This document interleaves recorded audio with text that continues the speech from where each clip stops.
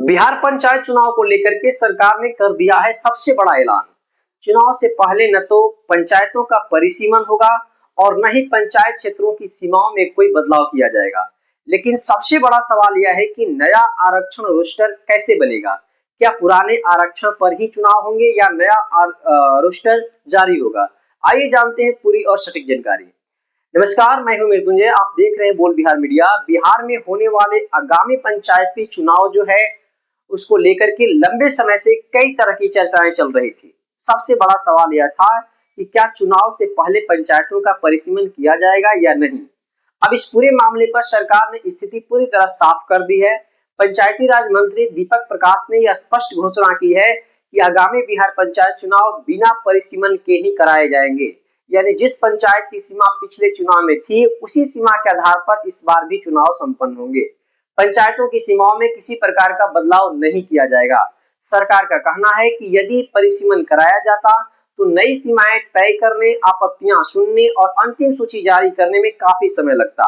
इससे पंचायत चुनाव में अनावश्यक देरी हो सकती थी। इसलिए सरकार ने फैसला लिया है कि मौजूदा पंचायत क्षेत्रों में ही चुनाव कराए जाएं ताकि चुनाव प्रक्रिया समय पर पूरी हो सके। इस फैसले से सबसे बड़ी राहत संभावित उम्मीदवारों को मिली है।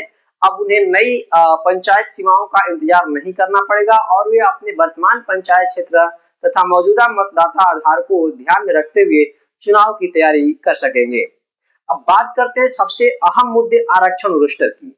कई लोगों के मन में यह सवाल था कि जब परिसीमन नहीं होगा तो क्या आरक्षण भी पुराना ही रहेगा। इस पर मंत्री दीपक प्रकाश ने साफ कहा है कि आरक्षण रोस्टर कानून और निर्धारित नियमों के अनुसार नया तैयार किया जाएगा। यानी पंचायत चुनाव में आरक्षण से जुड़े सभी संवैधानिक और कानूनी प्रावधानों को पूरी तरह पालन किया जाएगा। उन्होंने यह भी कहा है कि आरक्षण रोस्टर पूरी पारदर्शिता के साथ तैयार किया जाएगा ताकि किसी भी प्रकार का विवाद या भ्रम पैदा न हो। यानी परिसीमन भले नहीं होगा लेकिन आरक्षण रोस्टर कानूनी प्रक्रिया के तहत नया जारी किया जाएगा। सरकार का मानना है कि इस फैसले से प्रशासनिक तैयारियों को भी गति मिलेगी और चुनाव कार्यक्रम तय करने में आसानी होगी। हालांकि पंचायत चुनाव की तारीखों की आधिकारिक घोषणा अभी नहीं की गई है, इसलिए अब सभी की निगाहें चुनाव आयोग और सरकार द्वारा जारी किए जाने वाले नए आरक्षण रोस्टर तथा चुनाव कार्यक्रम पर टिकी हुई है।